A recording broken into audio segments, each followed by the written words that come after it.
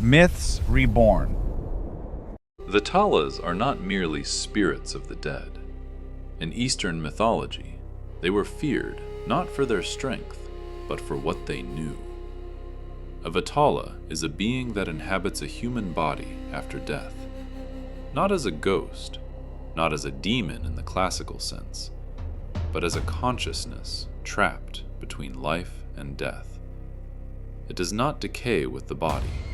It uses the body as a vessel. According to legend, Vetalas dwelled in abandoned corpses, hanging from trees, lying in graveyards, or left in ritual grounds. They did not attack first. They waited. And when someone came close, they began to speak. That is why Vetalas were considered more dangerous than beasts. They did not tear flesh. They broke the mind. A Vetala knows things the living do not.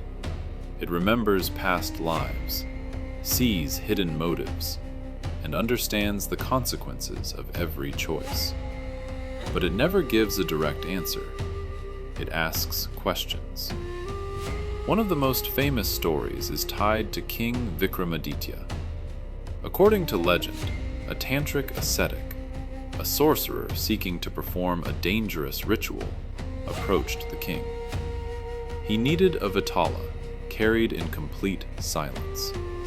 He could not do this himself. A Vetala does not obey those who seek power alone. So the sorcerer used the king, a man capable of enduring the path.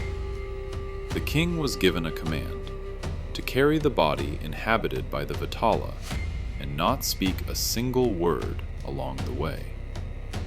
Each time Vikramaditya lifted the body and carried it, the Vetala came alive.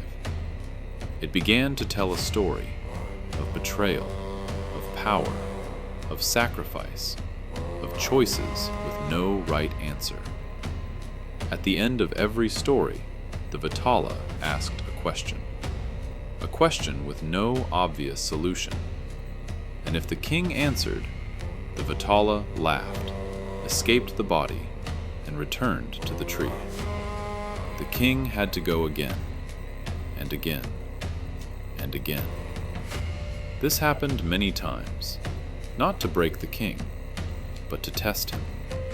Because the meaning of the trial was not in the body, not in the ritual, but in thought itself. The Vetala was not searching for the correct answer. It was searching for a person who understood consequences, who could see not only law, but justice, not only order, but the price of that order. In the end, Vikramaditya endured the path, and that is why the Vetala ceased to be his enemy. It became a witness. In the legends, they say, Vetalas serve neither good nor evil.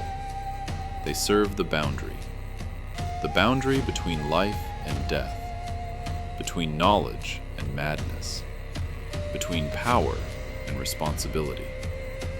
And that is why even those who did not fear death feared them. Because to meet a Vetala does not mean to die. It means to hear a question you may spend your entire life answering. Myths awaken. This is Myths Reborn.